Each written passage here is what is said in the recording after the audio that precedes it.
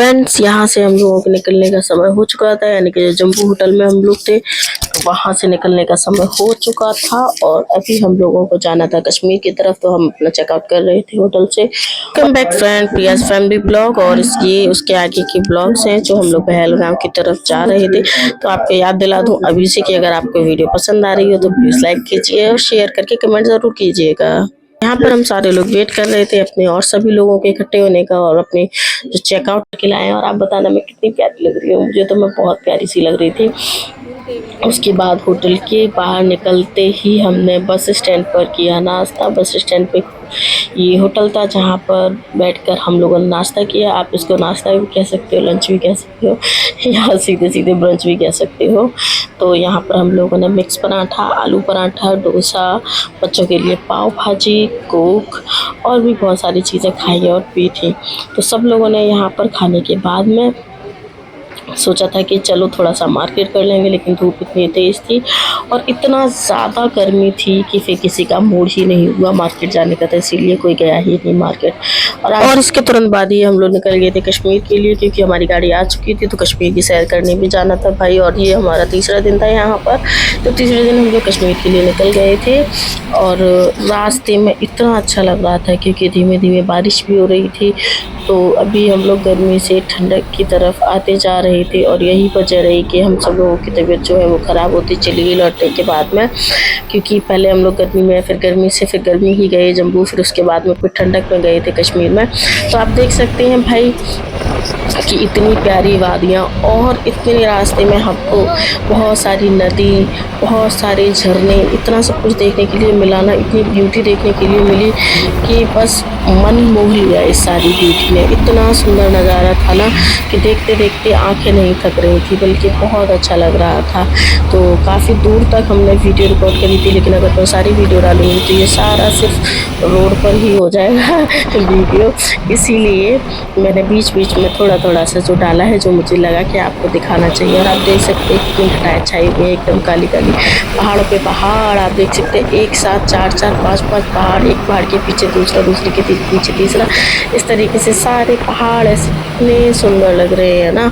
और इन पहाड़ों पर बने छोटे छोटे घर, अब दूर से तो दिखने में छोटे ही लग रहे हैं, अब वो छोटे बड़े तो जो है वो जो रहते हैं घर में वो लोग जाएंगे। और ये झरना बहुत ऊपर से आ रहा था तो देखने में बहुत ही सुंदर लग रहा था। तो मुझे लगा कि मुझे आप लोगों को दिखाना चाहिए, इसीलिए मैंने आप लोगों के लिए कवर किया हुआ है यहाँ पर। और फिर इसके बाद में बारिश होने लग गई तो बहुत ही अच्छा लग रहा था, लेकिन हमारी गाड़ी के अंदर पानी भी आ रहा था। उसके बाद हम लोग बीच में रुके एक होटल पे, जहाँ पर हम लोगों ने बहुत ही टेस्टी राजमा चावल खाए। इतने टेस्टी राजमा चावल थे ना कि अगर हम कोशिश भी करेंगे ना तो भी हम घर पर शायद इतने टेस्टी राजमा चावल नहीं बना पाए, बट सिमिलर थोड़ा बहुत बना सकते हैं। तो उस राजमा चावल में देसी घी डालकर उन्होंने दिया था और बहुत ही टेस्टी राजमा चावल थे। क्योंकि ये दोपहर का टाइम था, लगभग 3 बज रहे थे, तो हम लोगों को भूख भी लगी थी और सबको ही भूख लगी थी। तो किसी ने भी और कुछ नहीं खाया था, सिर्फ राजमा चावल खाए थे सब लोगों ने। बच्चों ने मैगी खाई थी तो उनके लिए मैगी बनाई थी। और आप देख सकते हैं कितना सुंदर नज़ारा था, ये तो बहुत ही प्यारा लग रहा था। और बहुत जोर से ही बारिश होने वाली थी यहाँ पर। और जैसे ही हम लोग अपनी गाड़ी में बैठ चुके थे तो बहुत ही तेज से बारिश हो रही थी, लेकिन मैंने यहाँ खड़े होकर आप लोगों के लिए इतना सुंदर सुंदर नज़ारे कैप्चर किए थे। अब रोड साइड के डिवाइडर तो आएंगे ही भाई, अगर रोड से नीचे जाओगे तभी कैप्चर हो पाएगा ये सब, वरना इतना किसी के अंदर रिस्क नहीं लेने की ताकत है कि भाई रोड से साइड जा कर के, क्योंकि नीचे बहुत बड़ी बड़ी खाई है, यानी कि बहुत गहरी गहरी खाई है। तो देखने से डर भी लग रहा था। तो जैसे जैसे हम रास्ते पर बढ़ते गए, रास्ता थोड़ा सा मुश्किल होता गया था, क्योंकि जो गाड़ी चला रहा था उसको तो नहीं डर लगता है भाई, उनको तो रोज़ की प्रैक्टिस है, लेकिन हम लोगों को डर लग रहा था देखने में, क्योंकि नीचे खाई थी और ऊपर रास्ता था। बीच बीच में ऐसे भी रास्ते पड़े थे, जैसे आप देख सकते हैं ये पूरा शहर बसा हुआ है और ये देखने में बहुत सुंदर लग रहा था, बहुत ही ज़्यादा सुंदर। यहाँ पर प्लेग्राउंड भी थे, यहाँ पर स्कूल भी देखे थे हमने, और ये नदी के पास बना हुआ पूरा शहर इतना सुंदर लग रहा था देखने में कि यहाँ जो लोग रहते होंगे उन्हें कितना अच्छा लगता होगा, कितना सुंदर लगता होगा उनको ये नज़ारा। और ठंड तो बहुत हो जाती होगी। और ये आप सब देख रहे हैं ना, ये सारा है सीमेंट, यहाँ पर सीमेंट बन रहा था। थोड़ा सा आगे ही एक सीमेंट फैक्ट्री थी जो हमने देखी थी, इस नदी के पास ही सीमेंट फैक्ट्री थी और ये सारा सीमेंट है ना, यहाँ जो टनल बन रही है उन सब में यूज़ होता है। तो ये मुझे बताया था जो ड्राइवर गाड़ी चला रहा था, उसने बोला था कि जो ये सीमेंट बन रहा है आप देख रहे हैं यहाँ पर, तो ये सारा सीमेंट जो यहाँ पर टनल वगैरह बनती है उसी के यूज़ में आया जाता है। यानी किसी पहाड़ काट काट के ये जो पत्थर होते हैं ना काले वाले, इनको इन ही पत्थरों से इनकी लोग सीमेंट बनाते हैं और उसके बाद में इसमें केमिकल वगैरह मिला करके टनल के यूज़ में ले लेते हैं। जो टनल वगैरह बनते हैं, रास्ते वगैरह बनते हैं, तो ये भी हमें एक नई जानकारी मिली थी। लेकिन हाँ, वो देखने में बिल्कुल सीमेंट लग रहा था, क्योंकि जब उड़कर हमारी गाड़ी पर आ रहा था ना, अब ऐसे ही बीच में ये एक टनल बनी हुई थी। जब बहुत देर हो गई ना चलते चलते इस टनल के अंदर, तो हमने ड्राइवर से पूछा, मैंने कहा भैया अभी तक तो अब बाहर निकले नहीं है। तो उन्होंने कहा था मैम हम इतनी जल्दी निकलेंगे नहीं, क्योंकि ये टनल 10 किलोमीटर लंबी है। अब 10 किलोमीटर लंबी, आप समझ रहे हैं, बहुत लंबी हो गई। तो ऐसे ही बातों बातों में पूरा दिन निकाल कर हम लोग शाम को आ चुके हैं। ये है हमारा डल लेक। हमारे का मतलब पूरे इंडिया का है भाई डल लेक, जो हम देखने वहाँ पर गए हुए थे। तो इसकी खूबसूरती देखकर तो बहुत ही ज़्यादा मन कर रहा था कि बस अभी हम इस लेक में बोटिंग के लिए उतर लें। लेकिन मौसम इतना ख़राब था कि पानी पड़ रहा था और हवाएं इतनी ठंडी चल रही थी ना कि बस अपनी हेल्थ को थोड़ा ध्यान में रखते हुए हम लोगों ने ये सब नहीं किया। और इतनी प्यारी ये लग रही थी ना लेक, रात के टाइम पर लाइटिंग, और ये जो आप देख रहे हैं लाइटिंग, ये हाउस बोट है, सारे हाउस बोट है। इन सारे हाउस बोट में ना हमारे जैसे पैसेंजर वगैरह भी हैं और भी बहुत लोग हैं। हम जिसको मन करता है वो हाउस बोट में लेता है, लेकिन हम लोगों ने होटल हाउस बोट में नहीं लिया था। हम लोगों ने डल लेक के सामने ही एक गली थी, उसके अंदर जाकर के हम लोगों को एक होटल दिलाया था। जो हमारा ड्राइवर था उसी के थ्रू हमने पूरा पैकेज बुक किया था। और ये मैंने यहाँ पर इस दीवार पर, यानी कि डल लेक की इस दीवार पर एक अंकल देखे थे जो अपना मोबाइल रखने की कोशिश कर रहे थे। आई थिंक ये ड्रंक थे, तो सोचा तो था हम लोगों ने कि इनकी हेल्प करें, बट नहीं, क्योंकि आजकल हेल्प करना भी कभी कभी गुनाह हो जाता है। तो फिर हम लोगों ने उस चीज़ को छोड़ दिया और हम लोग आके निकल आए। तो बस इसी जगह के जस्ट सामने हमारा होटल था। तो हम लोगों ने थोड़ी बहुत देर नज़ारे लिए यहाँ पर डल लेक के, और हम लोगों ने देखा कि कौन कौन से घाट है, कहाँ से सही पड़ेगा हम लोगों को जाना, कहाँ से अफोर्डेबल रहेगा और कहाँ से हमें ये लोग अच्छा घुमाएंगे। तो यहाँ तो बहुत ही पतली सी नदी दिखाई दे रही थी, यानी कि जो झील है ये बहुत पतली सी दिखाई दे रही थी। लेकिन आगे चल के ना ये बहुत ही चौड़ी सी दिखाई दे रही थी। चौड़ी का मतलब जितनी हम आगे चलते चले गए ना, इसकी चौड़ाई और भी ज़्यादा बढ़ती चली गई। लेकिन रात के समय का नज़ारा बहुत ही सुंदर लग रहा था, जो आप देख सकते हैं। तो हम लोगों को गाड़ी में से देखने में इतना सुंदर लग रहा था, सोचा जब बाहर निकलेंगे, जाएंगे डल लेक, इसकी सवारी करेंगे हम जो शिकारा की, तब कितना अच्छा लगेगा। तो बस यही देख देख के हम लोग खुश होने लगे थे। और यहाँ की लाइटिंग इतनी प्यारी लग रही थी, पानी में कलरफुल लाइट है। ओ माय गॉड, देखने में ये जो इतना सुंदर वीडियो में लग रहा है ना, इससे 10 गुना बल्कि 20 गुना ज़्यादा सुंदर हमें सामने देखने में लग रहा था। और बस बहुत ही मनमोहनी वाला ये नज़ारा था। तो सब लोगों को बहुत ही सुंदर लग रहा था। और हाउस बोट में अगर हम लोगों ने सोचा भी था, तो उसका प्रॉब्लम ये था, जो ड्राइवर थे वो ये बोले थे कि आप हाउस बोट में दिन के टाइम पर तो आप आराम से रह सकते हो, लेकिन जैसे ही नाइट होती है ना, तो आप लोग बाहर नहीं निकल सकते हो, और शिकारा भी टाइम समय पर चलना बंद हो जाते हैं। तो जिस वजह से आप वहाँ से वापस भी नहीं निकल सकते हैं। तो फिर अंदर ना इसमें घुटन होने लगती है, जिस वजह से मैं आपको सजेस्ट नहीं करूँगा कि आप जो है हाउस बोट में रहे। तो फिर हम लोगों ने उसका बात मानते हुए, क्योंकि हमारा ऑलरेडी बुक था होटल, तो हम लोग उसी में अपने होटल में गए थे। और यहाँ पर एक ना एग्जीबिशन भी लगी हुई थी, फेयर भी लगी हुई थी, आप देख सकते हैं। तो ये फेयर था, इसमें झूले वगैरह थे। तो ये हमारी जो होटल था उसकी मेन गली थी। तो ये गली में एंट्रेंस हुए, पार्किंग थी, पार्किंग से थोड़ा सा आगे से फेयर लगा हुआ था। यहाँ पर आप देख सकते हैं टेंट वगैरह लगे हुए हैं, इसी के पास में ये झूले वगैरह लगे हुए थे। और क्योंकि ये दिन के टाइम में झूले वगैरह चल रहे थे और रात के टाइम बंद हो चुके थे, तो इसीलिए हम लोग इसको नहीं देख पाए थे ज़्यादा। लेकिन लाइटिंग वगैरह देख कर ना बहुत ही सुंदर लग रहा था, बहुत ही प्यारा लग रहा था। और फाइनली हम लोग पहुंच गए थे अपने होटल। गाड़ी से हम लोग उतर रहे थे और पूरा दिन बैठे बैठे ना इतनी थकान हो चुकी थी कि पैर भी अकड़ने लग गए थे बैठे बैठे, क्योंकि एक तो वैष्णो देवी की चढ़ाई और उतराई ने मार लिया, ऊपर से यहाँ गाड़ी में 24 घंटे बैठे बैठे, मतलब कि 12 से 13 घंटे तो हो ही गए थे बैठे बैठे, और बहुत ज़्यादा परेशान होने लग गई थी। और होटल वाला जो था वो 2-3 लोग आ चुके थे हमारा सामान रखवाने के लिए ऊपर। और यहाँ कृषिव जो है कह रहा है मम्मा मुझे ठंड लग रही है।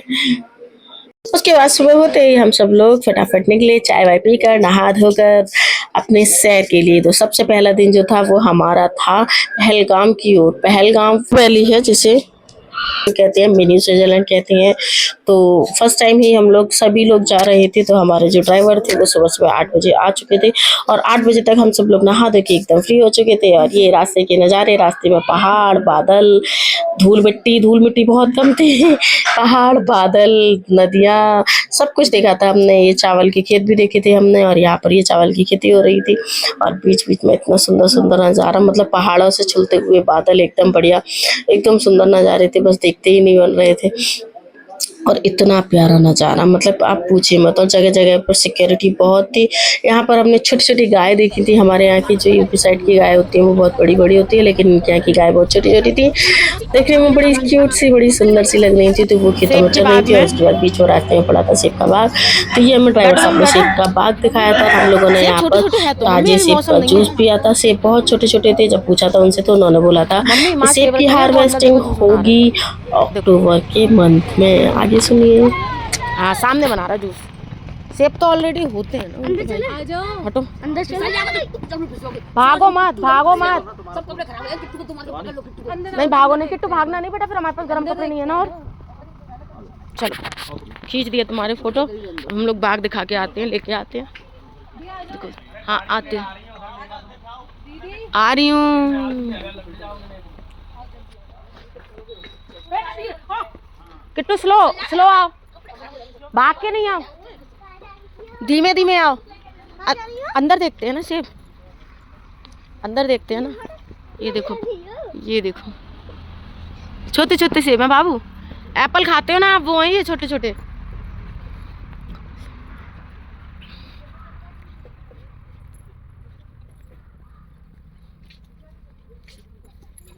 गिर भी जाते हैं, गिरे पड़े भी हैं बेटे। हाँ, एप्पल के बाग तो बना लीजिए। ये पूरे सेब आपको दिख रहे हैं, ये सारे सेब के बाग हैं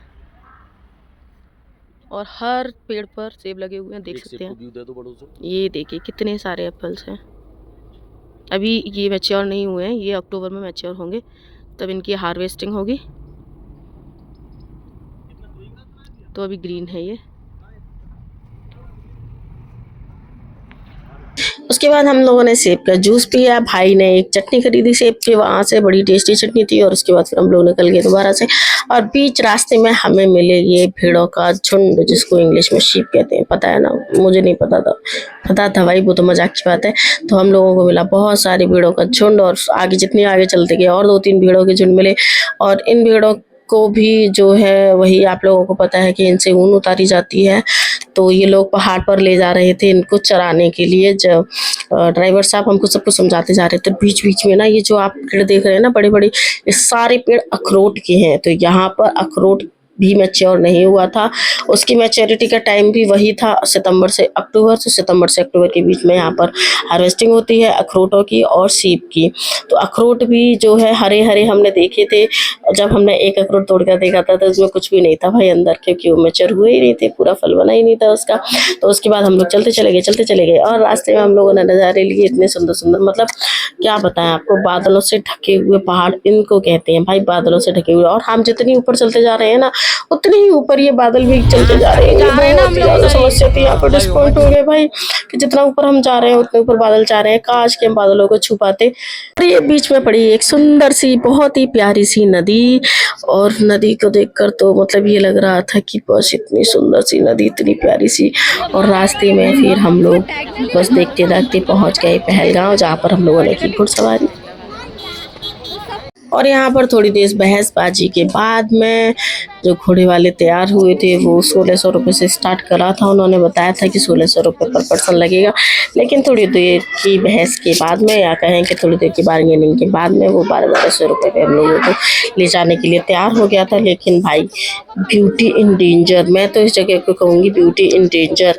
मैं सजेस्ट नहीं करूँगी कि कोई भी घोड़े पर जाए, अगर कच्चे दिल का है तो बिल्कुल भी नहीं जाए, क्योंकि हम लोगों को घोड़े पर बैठने के बाद पता पड़ा था कि कितनी सारी प्रॉब्लम्स आई थी। इतनी ऊंची ऊंची पहाड़ियों पे ना बिल्कुल किनारे पे घोड़े चल रहे थे।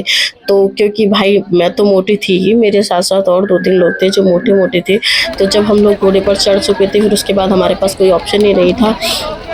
जितना सुंदर देखने में लग रहा था ना, अभी इस वक्त जितना सुंदर लग रहा है ना, और ऐसा लग रहा है कि नहीं बहुत सुंदर नज़ारा होने वाला है, बहुत अच्छा। लेकिन सच बताऊं तो बहुत डेंजर होने वाला है। ये वीडियो दिखाते हैं आपको कल, यानी कि नेक्स्ट वीडियो में आपको आगे का दिखाएंगे। तब तक के लिए बाय बाय। वीडियो अच्छी लगी तो लाइक कीजिए, शेयर करिए, और जो वीडियो पर नए हैं यानी कि चैनल पर नए हैं वो सब्सक्राइब जरूर कीजिए। तब तक के लिए बाय बाय, टेक केयर।